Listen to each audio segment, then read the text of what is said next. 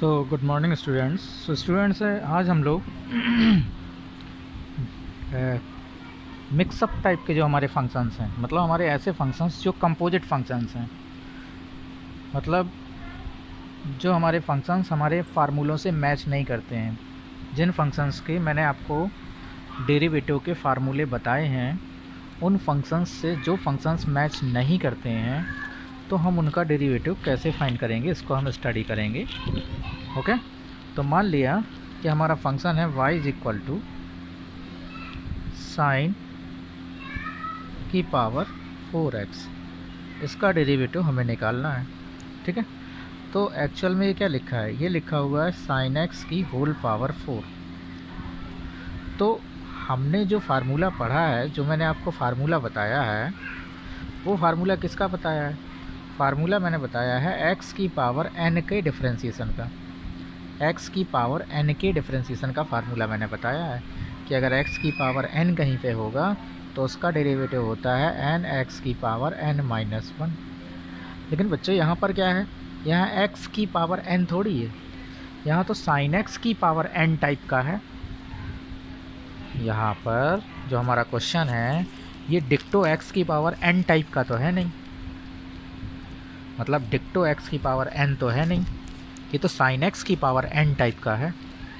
तो हम करेंगे क्या कि जो फार्मूला हमको आता है लगाना तो हमको वही है, लेकिन हम वो फार्मूला तभी लगा सकते हैं जब हमारा फंक्शन एज इट इज़ उसी फॉर्म में लिखा हो जिस फॉर्म में हमने, मतलब एज इट इज़ वही लिखा हो, फॉर्म नहीं, एज इट इज़ वही लिखा हो जिसका हमने फार्मूला पढ़ा है, ठीक है। तो कहने का मतलब यहाँ पर होना क्या चाहिए, यहाँ पर होना चाहिए x, यहाँ पर होना चाहिए x की पावर 4।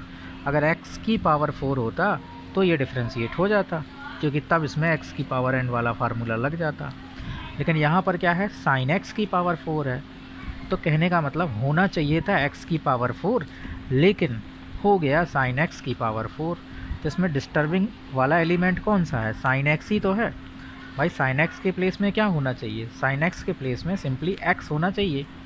तो हम करते क्या हैं, जो भी डिस्टर्बिंग वाला एलिमेंट होता है, जो भी डिस्टर्बिंग वाला फंक्शन होता है, उसको t मान लेते हैं, ठीक है। तो ये हो जाएगा y इज इक्वल टू, और यहाँ पे मैं लिख देता हूँ लेट, हमने क्या किया, sin x जो कि डिस्टर्बिंग वाला sin x ही था, तो हमने sin x को t सपोज कर लिया। जब हमने sin x को t सपोज कर लिया तो अब हमारा जो ओरिजिनल फंक्शन है वो हो जाएगा y is equal to t की पावर 4।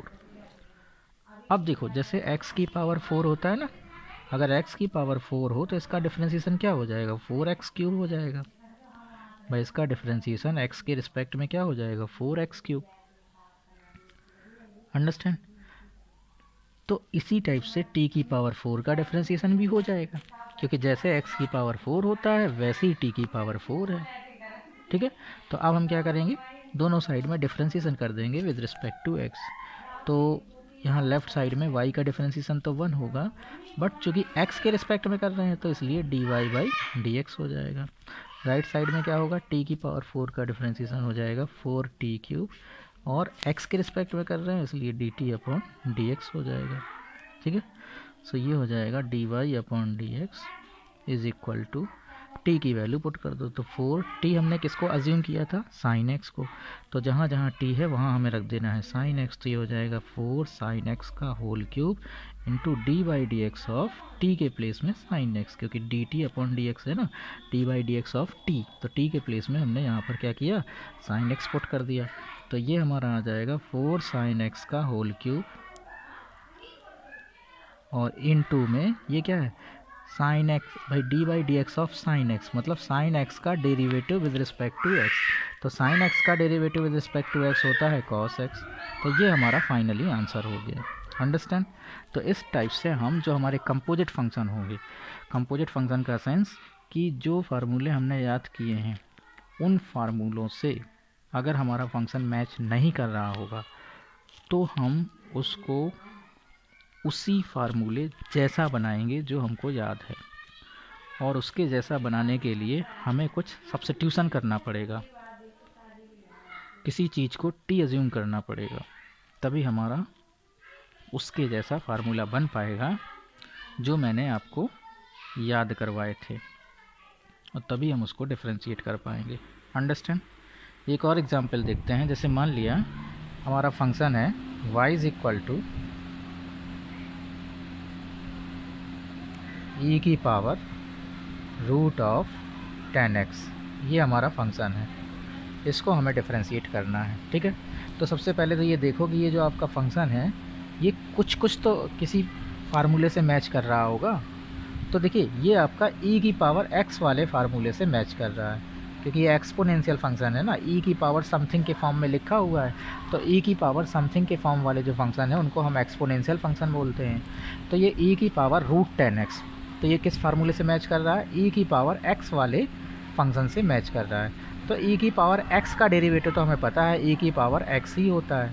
e की पावर x का जो डेरिवेटिव है dy dx ऑफ e की पावर x, वो तो e की पावर x ही होता है।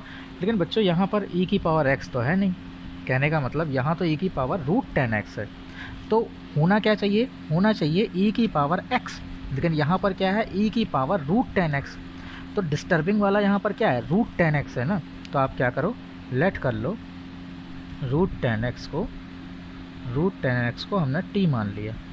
ठीक है, जब हमने रूट 10x को t मान लिया तो ये हमारा हो जाएगा y is equal to e की पावर t। अंडरस्टैंड, यहाँ तक बात समझ में आ गई। फिर इसके बाद अब हम इसका डिफ्रेंशिएशन करेंगे विद रिस्पेक्ट टू x। किसके रिस्पेक्ट में? x के रिस्पेक्ट में।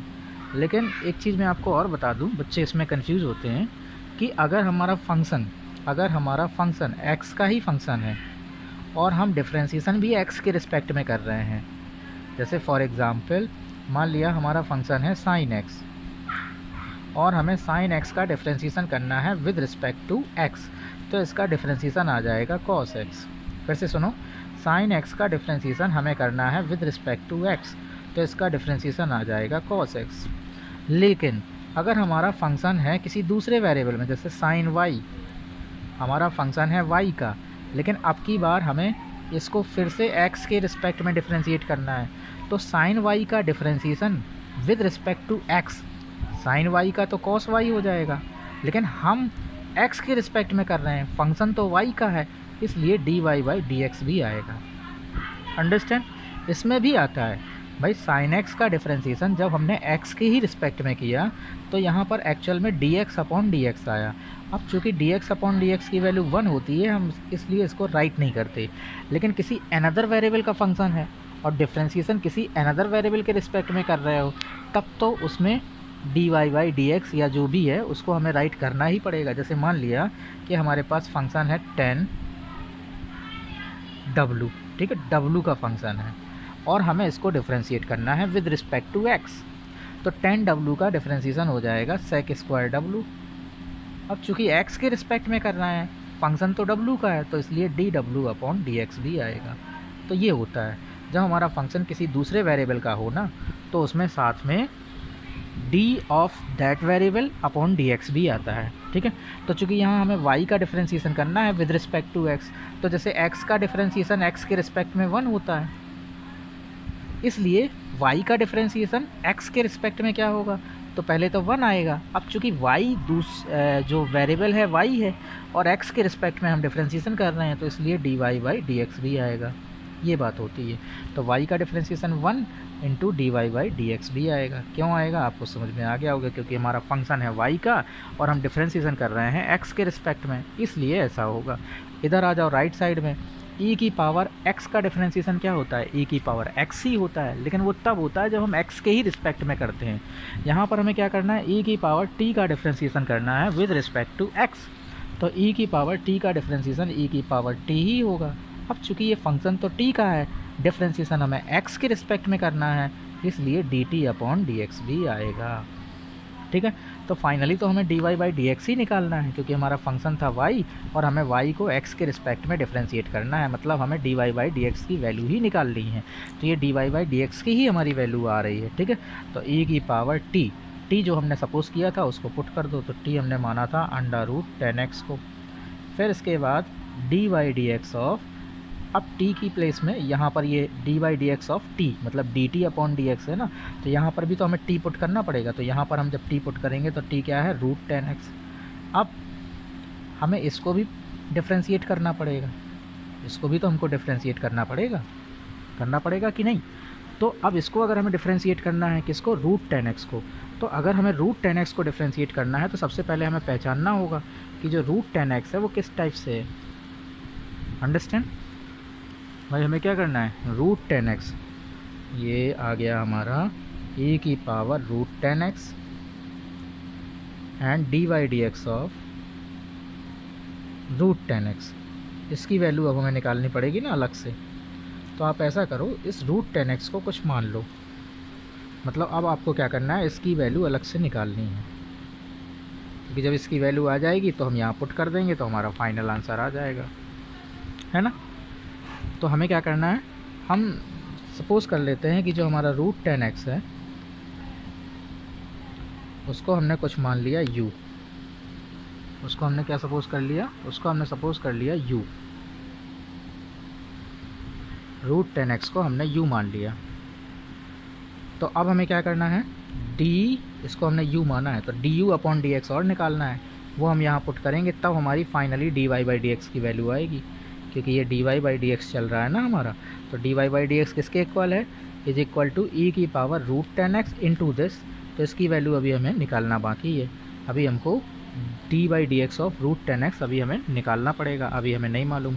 तो अब हम क्या करते हैं कि चूँकि हमें भाई ये क्या लिखा है, 10x की पावर 1/2 लिखा है, इसको ऐसे लिख देते हैं, 10x की पावर 1/2 लिखा है, 10x की पावर 1/2 लिखा है। तो अगर 10x की पावर 1/2 लिखा है तो ये किस फॉर्म का है, ये हमारा x की पावर n के फॉर्म का है, लेकिन एग्जैक्टली x की पावर n के फॉर्म में तो लिखा नहीं है। तो हम करते क्या हैं, एग्जैक्टली x की पावर n के फॉर्म में राइट करने के लिए 10x को कुछ मान लेते हैं, let 10x is equal to v, 10x को हमने v मान लिया। तो जब हमने 10x को v माना तो ये हो जाएगा u is equal to v की पावर 1/2।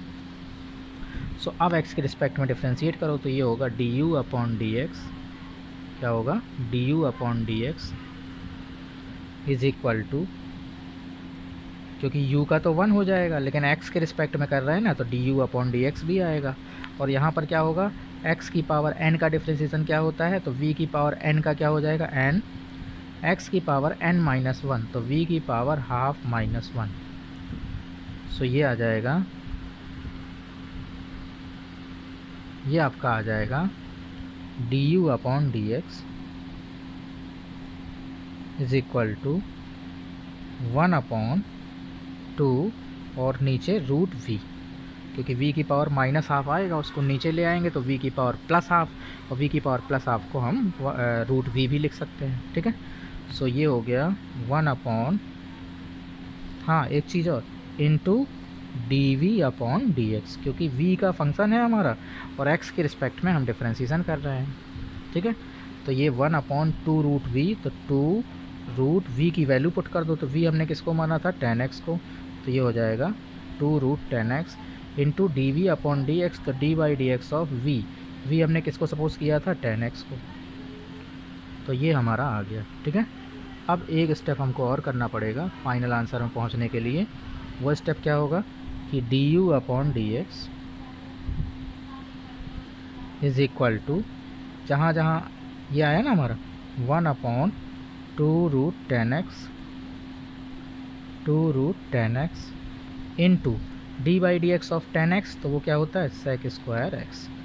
तो ये हमारा du अपॉन डी एक्स की वैल्यू आई, और ये जो du अपॉन डी एक्स की वैल्यू आई है इसको हमें कहाँ पुट करना पड़ेगा, यहाँ इक्वेशन नंबर 1 में पुट करना पड़ेगा। तो ये वैल्यू जब हम 1 में पुट करेंगे तब हमारा finally dy by d x आएगा। तो हमारा finally dy by d x क्या होगा, यहाँ मैं राइट कर देता हूँ, dy बाई डी एक्स की वैल्यू हो जाएगी, क्या हो जाएगी, e की power root 10x into d by d x of root 10x, और रूट 10x को मैंने क्या माना था, रूट 10x को मैंने माना था u, तो D by d x of u मतलब du अपॉन डी एक्स की जो वैल्यू है वो ये है, तो इसको यहाँ रखेंगे। तो ये क्या 1/2 रूट 10x और फिर 10x का सेक स्क्वायर x। तो ये हमारा फाइनली आंसर हो गया। समझ में आया। तो बच्चों अब यहाँ पे हम जनरल चीज़ समझते हैं, क्योंकि हम क्वेश्चंस ऐसे थोड़ी करेंगे, ऐसे में तो बहुत लेंदी हो जाएगा। यहाँ पर हमको 2 बार मानना पड़ गया, तो इसलिए थोड़ा बड़ा हो गया। कई क्वेश्चंस आपके ऐसे भी हो सकते हैं जिसमें आपको 3 बार मानना पड़ जाए, या ऐसे भी हो सकते हैं जिसमें आपको 5 बार मानना पड़ जाए, तब तो ये बहुत लंबा क्वेश्चन हो जाएगा। तो हम करेंगे क्या, अब चेन रूल को हम लोग डायरेक्टली समझते हैं जनरलाइज वे में, ठीक है। चेन रूल को अब हम ऐसे लेट करेंगे, मतलब लेट करते हैं, फिर यहाँ राइट करते हैं, है ना। तो अब हम क्या करेंगे, ये जो लेट करने वाला काम है ना, ये अपने मन में प्रोसीड करेंगे, मतलब हमें राइट नहीं करना। जो लेट करने वाला काम है ये हम अपने मन के में प्रोसीड करेंगे, मन में ही ये सब काम करेंगे, लिखेंगे नहीं, अपने दिमाग में लिखते जाएंगे और करते जाएंगे, ठीक है। तो अब हम चेन रूल शॉर्ट वे में कैसे लगाएंगे, तो करना हमको अभी भी यही काम है, लेकिन अब बहुत सारा काम हम मन के अंदर करेंगे, तो हमारा डेरिवेटिव वाला काम छोटा हो जाएगा, और आगे हम इसी को अप्लाई करेंगे छोटा करके, क्योंकि इतना बड़ा बड़ा थोड़ी हम सॉल्व करेंगे, क्योंकि डेरिवेटिव के एक तो वैसे भी बड़े क्वेश्चंस होते हैं, फंक्शंस ही आपको बड़े बड़े गिवन होंगे, और उसमें अगर आप ये रूल अप्लाई करोगे तो बहुत बड़ा हो जाएगा। हो सकता है आपको 8 बार भी टी मानना पड़ जाए, 8 बार कुछ ना कुछ मानना पड़ जाए, तब तो ये बहुत बड़ा हो जाएगा, आपका 4-5 पेज का क्वेश्चन हो जाएगा। तो इसलिए हम जो मानने वाला काम है, जो लेट करने वाला काम है, ये मन में करेंगे, ठीक है।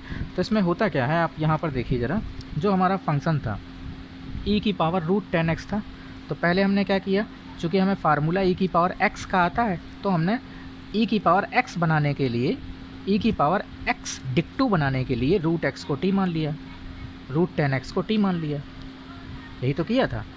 तो जिसको हमने t माना, यहाँ पर देखिए भाई, e की पावर दिस, जिसको हमने t माना उसका डिफ्रेंसीसन देखो मल्टीप्लाई में आ गया कि नहीं आ गया भाई, इसका डिफ्रेंसीसन e की पावर √10x का डिफ्रेंसीसन ये हो गया, और जिसको हमने t माना था उसका डिफ्रेंसीसन मल्टीप्लाई में आ गया। तो आप जनरल अभी ये समझ लो, ये बात आपको अगली क्लास में समझ में आएगी, अभी समझ में नहीं आएगी। लेकिन अभी आप एक छोटी सी बात याद रखो कि जब भी आपका कंपोजिट फंक्शन हो ना, तो अगर आप उसका डिफ्रेंसीसन करने के लिए t मान रहे हो, तो t आप मन में मान लो, और मन में मान के उस फंक्शन का डिफ्रेंसीसन कर दो। अब डिफ्रेंसीसन करने के बाद जिसको आपने t माना है, जिसको आपने t माना है, उसका डिफ्रेंसीसन आपको मल्टीप्लाई में लिखना पड़ेगा, उसका डिफ्रेंसीसन आपको मल्टीप्लाई में लिखना पड़ेगा। अंडरस्टैंड? फिर से सुनिए, मतलब जो भी आपका कंपोजिट फंक्शन है उसको पहले आप अपने फार्मूले की तरह डिक्टो बना लो।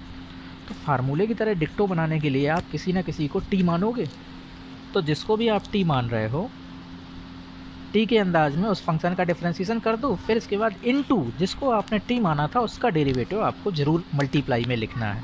और यही प्रोसेस हम करते जाते हैं, जब तक हम t मानते जाते हैं तब तक हम उनके डेरिवेटिव्स का मल्टीप्लिकेशन करते जाते हैं, और फाइनली एक सिचुएशन ऐसी आती है कि हमें t किसी को नहीं मानना पड़ता और हमारा क्वेश्चन ख़त्म हो जाता है। अंडरस्टैंड? तो नेक्स्ट क्लास में आपको ये चीज़ समझ में आएगी। अभी हो सकता है बहुत से बच्चों के समझ में ना आया हो, नेक्स्ट क्लास में ये समझ में आएगा, ठीक है। Okay, thank you.